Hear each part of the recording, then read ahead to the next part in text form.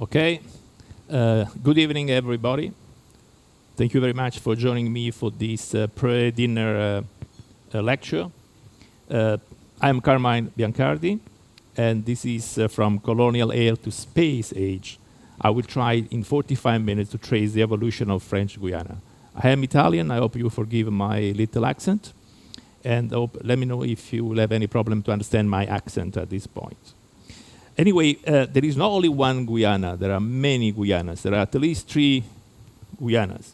One is called Guyana, one is called Suriname, or Suriname, and the other one is the French Guyana.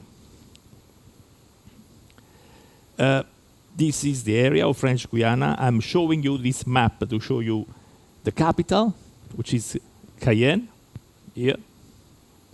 We are not going to French Guyana. Tomorrow we'll be on the island around here. And this is Kourou. Kourou is important. I will tell you very soon why. Why there is so much interest and why it's so important French Guiana? Because they have substantial resources. They have gold, iron, bauxite, and diamonds. So you understand why there's been a lot of long history around the French Guiana. There are 95% of French Guiana is part of the Amazon rainforest. So there is an important impact in terms of environmental and ecological treasures.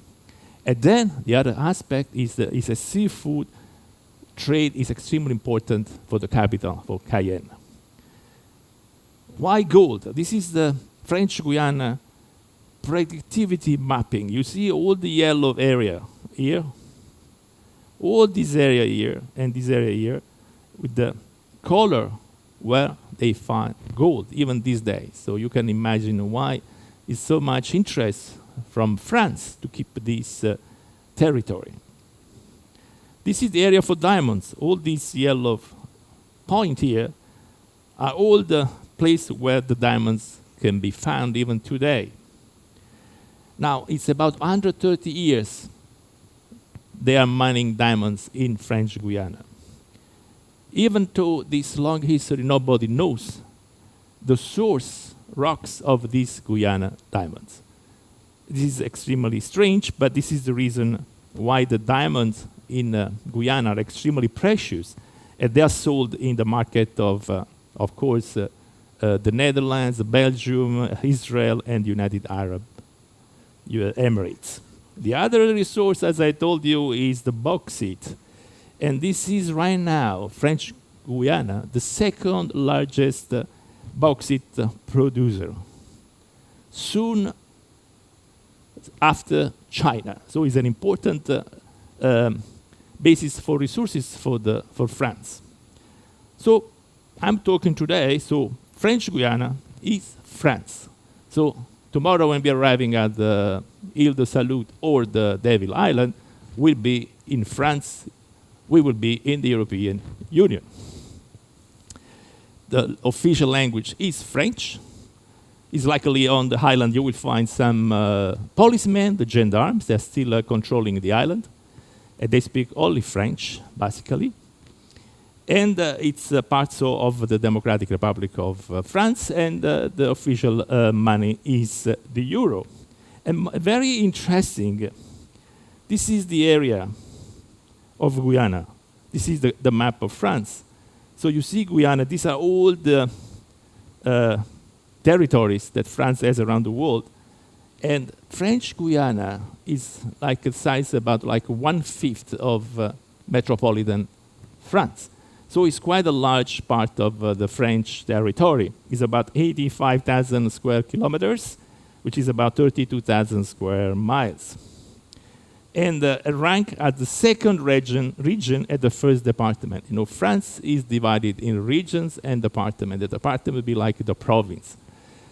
But Guyana is both a region and a department. Just to give you an understanding of the political situation in Guyana. This is the coat of arms of Guyana, which represent the history of Guyana. So the gold laden is because of the rich area, the richness of the region. 164 is the year in which the French colonists finally arrived in Guyana, and the city of Cayenne was founded, which was a long story. I'm going on very soon. And then there is the flag. There is, of course, they have the French flag. They have the European flag, but they have also the region flag, or the French Guyana flag, which is this one. It's done in two colors, the green and the yellow. The yellow hoist and beers, I had read 5 points. The green represents the forest, and the yellow the gold. This is the reason why they have the two colors. Of course, the president of Guyana is the president of France, which actually is Mr. Macron. And these are the two symbols of the region and of the department. So we are sure that we are in France. So we are traveling to France right now. Now, we were the inhabitants of this area before any colonial exploitation started. So there is a belief that the original inhabitants of the French Guyana were, of course, coming from some of the Caribbean islands. But more specifically, researchers have found three genetic signs of three kinds of population. The Kalina, which are still in French Guyana, and they have their own tribes, they have their own parties. And this is the original, the indigenous people of French Guyana. The other group is the Palikur, which is another group, always coming from the Caribbean. And the third one is the Vaiana. So when the French started the colonization, as other European countries, what they did, they took a bunch of these people, particularly the Vaiana, and they took these people to Paris. And they were showing them as a savage humanity, to show how they were found in the forest, these people. Because unfortunately at that time, the Europeans believed that these people living in the forest were savages. They were savage sort of humanity. This happened in different other European countries. But what is the situation right now of the population of the Guyana, French Guyana people? Of course, there is a bunch of French, but I'm mentioning here the Hmong people. The Hmong people. Who are these Hmong people? The Hmong people are the people that they come from Indochina, from the Vietnam War. So these were the people. They were fighting against the Communist Party at that time, and they were forced to leave. So France moved them to French Guyana. And once you go in French Guyana, you find a bunch of these people that they look totally different from the indigenous people because they were moved from Vietnam or Indochina, as they say in France. And this is the area where you can find these people, around this area here. Around this area here. There are these Hmong people, they live there, and they have kept two of the Asian culture. They have the soup, the so, po. If you have been in Asia, you try maybe the soup po, which is this soup which is cooked in front of you, and the tapestry. These are the two things that they kept in their culture from their native country. Now, the point is, when started the colonization? So the question is, did Christopher Columbus sail to the Guyana coast or not? Yes, indeed, he did it. When he did it? He did in his third voyage. In his third voyage, you see better in this map, he left from Spain and detached this area on the third voyage. So that's where everything started. Of course, at that point, were the people coming there, were the kingdom of Spain and the kingdom of Portugal. I'm not going to tell you what happened, that they separated with the line an area which was for the Spaniards and the other one was for the Portuguese. But everything started over there. But when France got involved, the first time which happened was a little bit later. Was about in January 12, 1604. The King Henry IV of France asked Daniel de la Touche de la Ravardière. He was appointed as Lieutenant General for this area, which is a huge area, from the Trinity River in Texas to the Amazon River here. So he was responsible for this huge area. So he asked La Ravardière to go to Guyana and to verify if this was an interesting area. He did. He went in April 9, and he made a positive report. He said, yes, this is an interesting area because, of course, he found gold and diamonds, but there was a problem with the indigenous. And then after 1604, nothing happened. The king said, okay, it's a nice area. And after that, what happened? For a short while, maybe you don't know, Guyana became part of the Grand Duchy of Tuscany. So actually, what happened? In 1608, the Grand Duchy of Tuscany, the famous De Medici, he wanted to establish an Italian colony in the Amazon for trade. Of course, everybody was looking only for trade. So what he did, he asked Robert Thornton, that basically actually was not Italian, but was one of the English adventurer and that was discovering the New World, to go there and to find this area for the Grand Duchy of Tuscany, on the name of Ferdinando I de' Medici.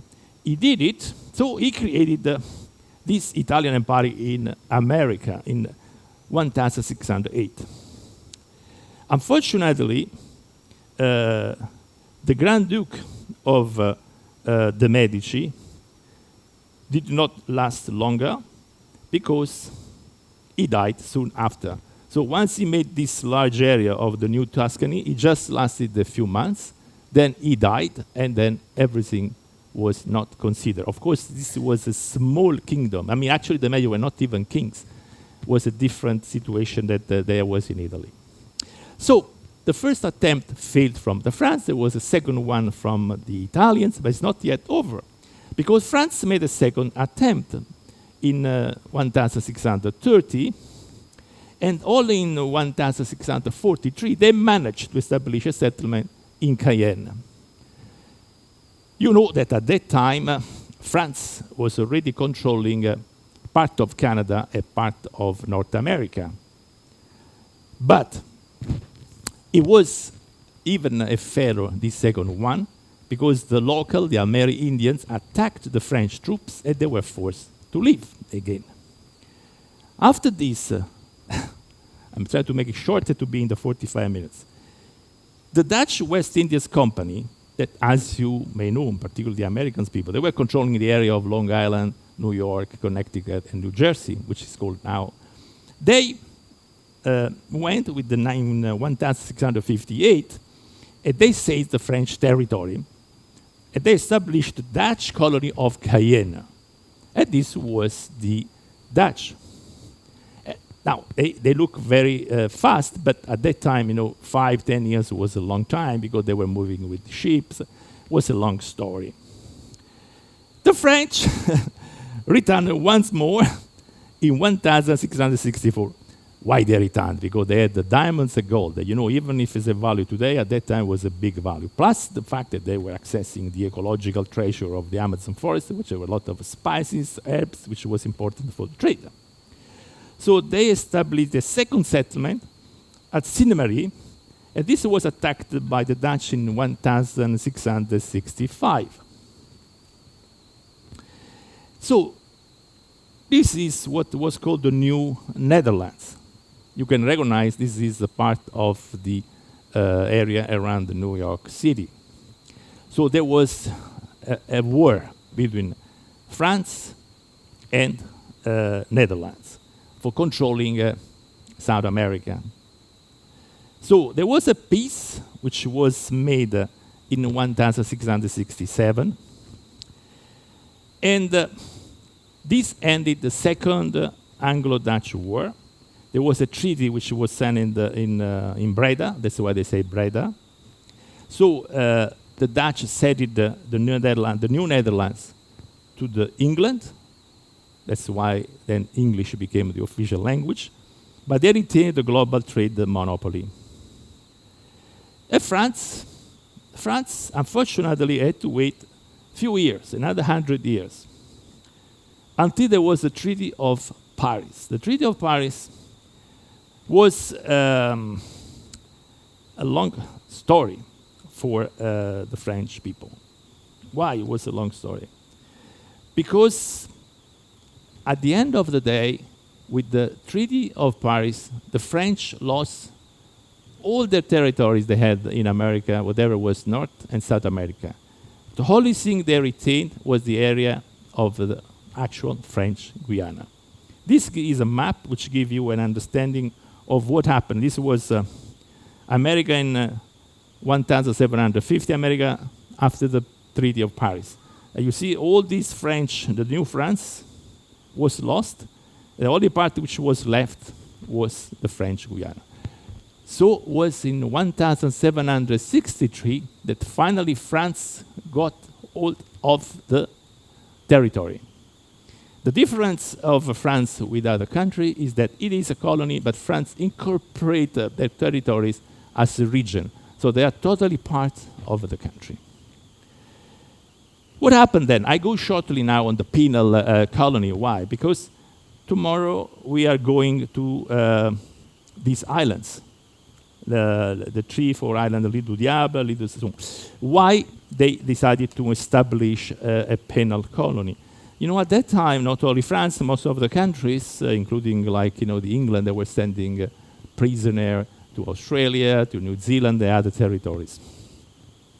But in 1852, they finally established the penal transportation, and then they established the penal colony. The difference was that transportation was only to displace prisoners from the metropolitan France to an island or to another country like French Guiana.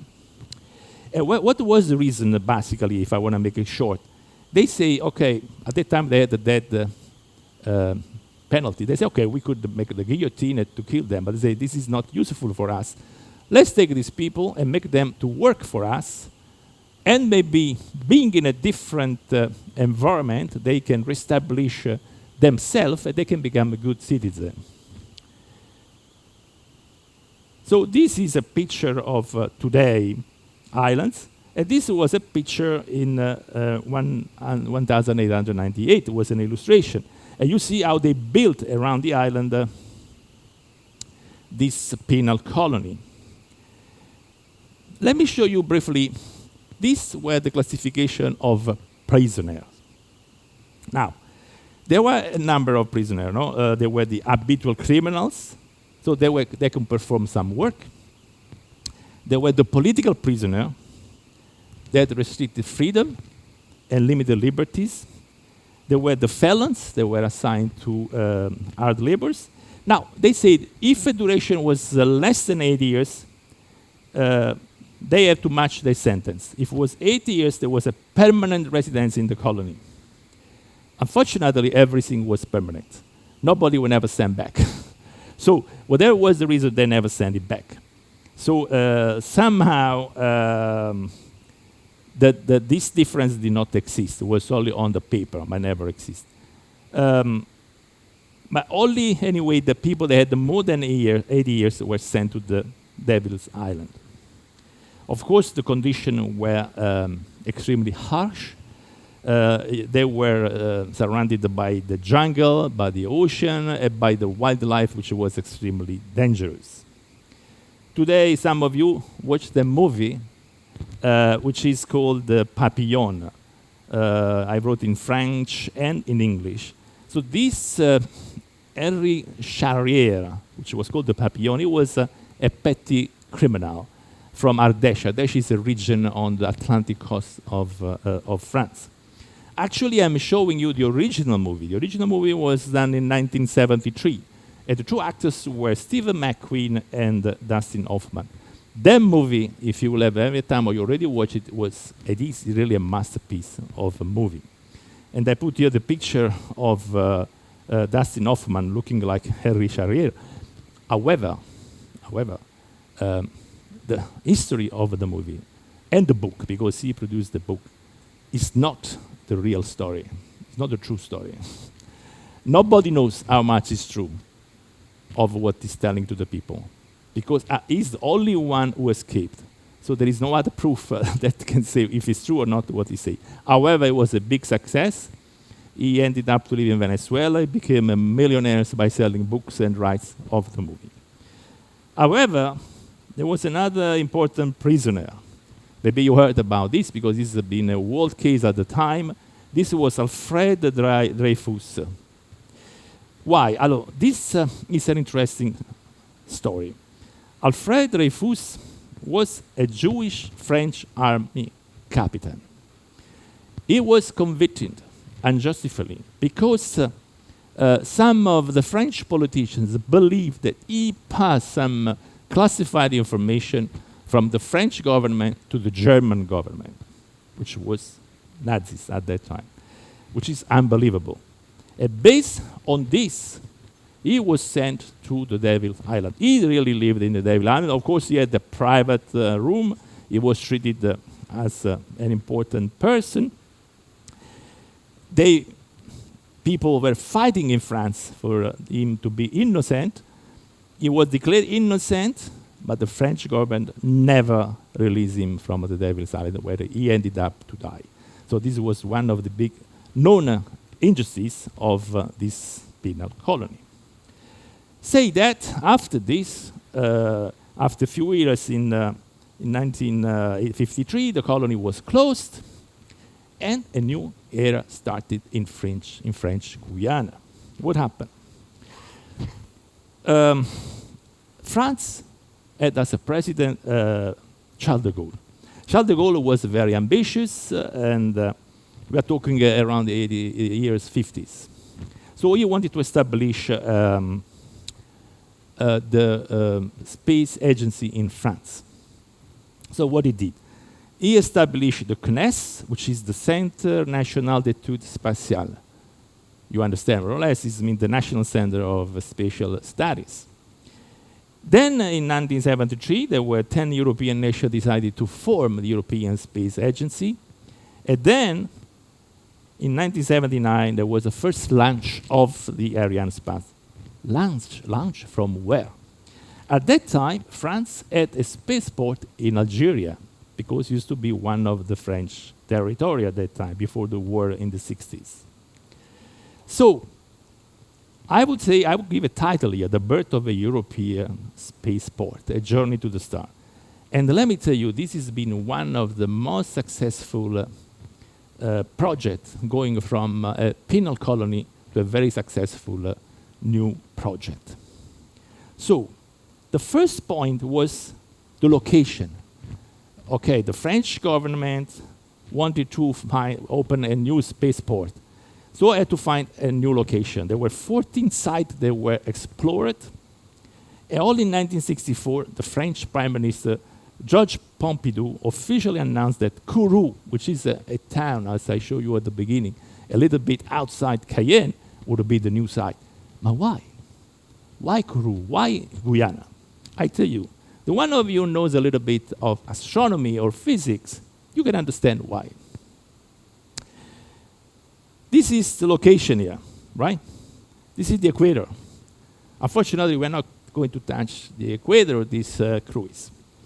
However, when you are close to the equator, what happens? You have a rotational boost when you make a launch, right? Or what is called the slingshot effect. You know that there is an American company, they have a machine to make a slingshot effect to launch rockets into space. Here you don't need it. You have a natural one from the rotation of the Earth at the equator side. And you know, in this area, the boost is 1,670 kilometers per hour, or about 1,000 miles per hour. So what does it mean this technically? Why they decided to go there, even if it was in the early 60s? because the scope of a French and European Space Agency was at that time not to go to the moon or to Mars, but to send freight load to the space. So it means two things. You can save fuel, so you can carry more load. These were the two reasons why this was chosen. So he started the construction in 1966, and the black and white picture is the first construction. This is the final grounding. And this was named the Centre Spatial Guyanais, CSG. This is a state-of-the-art spaceport. As I mentioned, it's only a little bit outside the Cayenne, the capital, so easy to reach because any scientist or researcher or engineer can fly to Cayenne and then with a short ride they arrive to the center. Today there are about 1,700 people working there directly at the center and 7,500 around the world. The perimeter of the center is 75 hectares. However, the working area is only 3,500 hectares. This is a map. I don't want to waste too much time on the map of the center, but you can understand that the operational are partly in the two launch sites, one here and one there.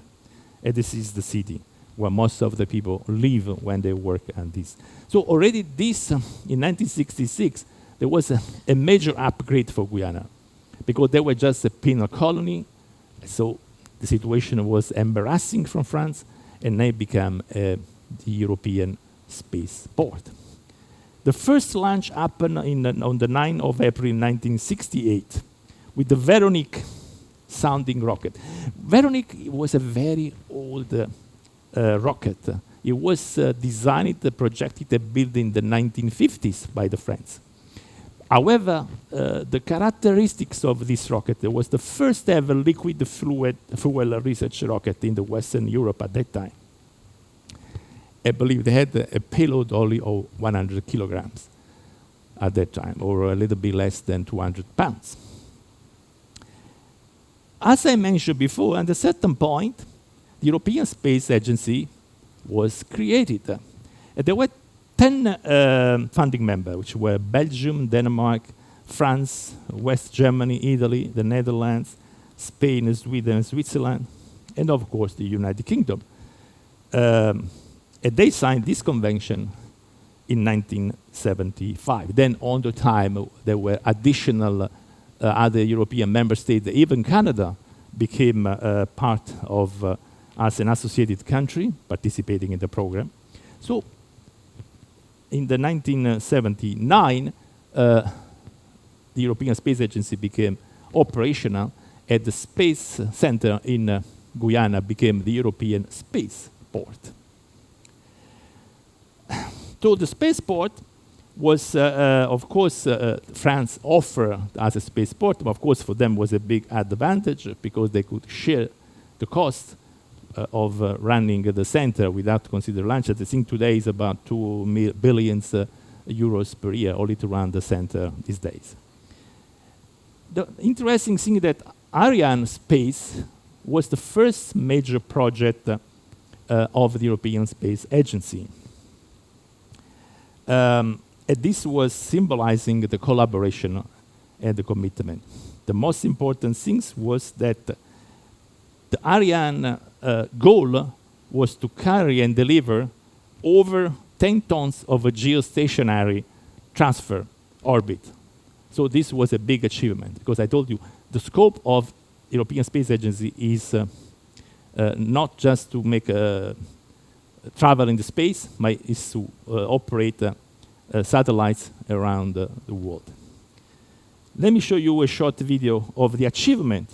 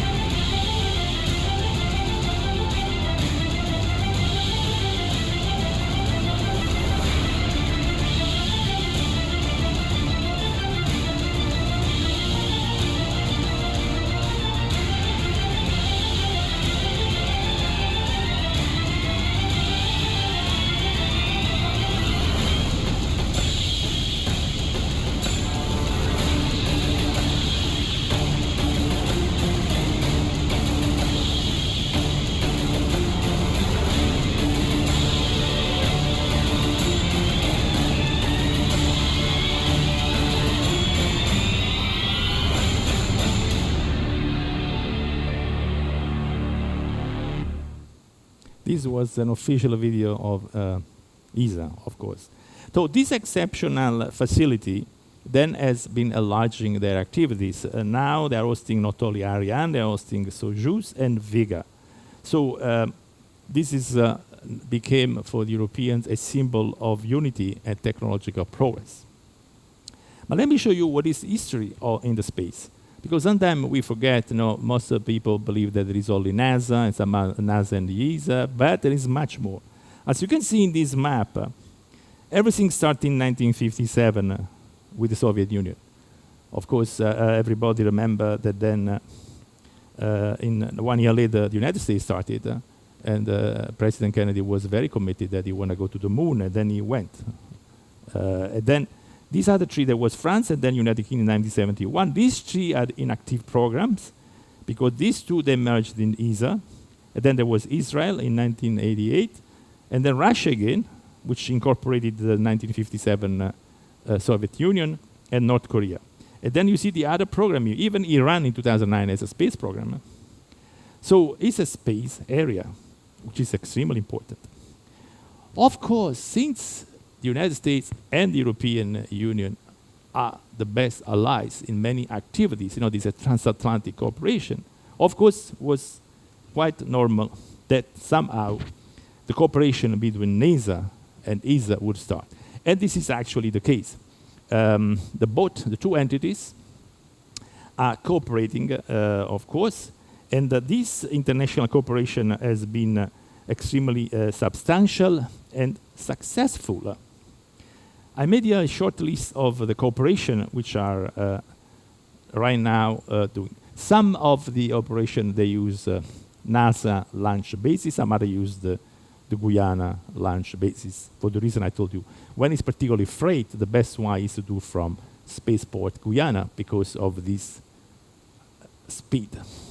So, of course, everybody know about the ISS, the International Space Station, the Artemis program, which is a close cooperation with the support of NASA, the Earth observation, this was the famous Sentinel-6 at the SWOT, so they can monitor the climate and the environmental changes from the space. The Mars exploration, so there is the ExoMars rover. So in this Mars exploration, ESA has the project to develop the rover and provide NASA will provide the launch and the technical support. And then the James Webb Space Telescope, of course, was a major advance in astronomy observation because this telescope is in the space, so we don't have any problem of refraction or reflection of the light. And then there are, of course, maybe hundreds of technological exchanges between the NASA and the ESA. Of course, this is the ISS cooperation, and where, as you know, there have been European and American astronauts, as well as Russians and other nationalities. I don't want to go over the problem they had lately with this ISS, but what is the future of the CSG, the Centre Spatial Guyanese? There are two major companies that have decided to work in Guyana. Maybe you heard about it. Actually, the scope is to have this satellite web, because right now there are about 3 billion people, they cannot access this tool that we access easily, even on the ship, very easily we access, but some of them they cannot. So there are two projects. One is the EUTELSAT, which is called OneWeb, I would say from the European side, and from the American side, maybe you heard there is the Amazon, the project Kuiper. So this is another project. The scope is this, to have a broadband network from the satellites. It's like an improvement of Starlink, is this kind of satellites that people use for that. Of course, Ariane did not stop. Ariane became Ariane 6. It's a new area. You see the difference of the two modules of Ariane 6 and Ariane 5.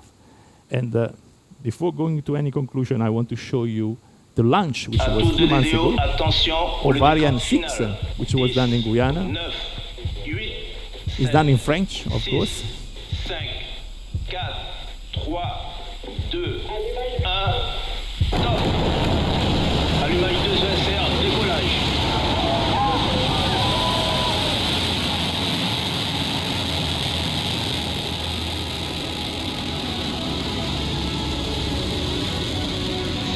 Séparation des ESR.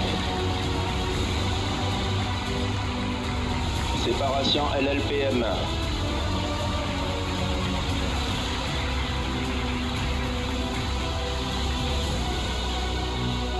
Début de séparation des CubeSat.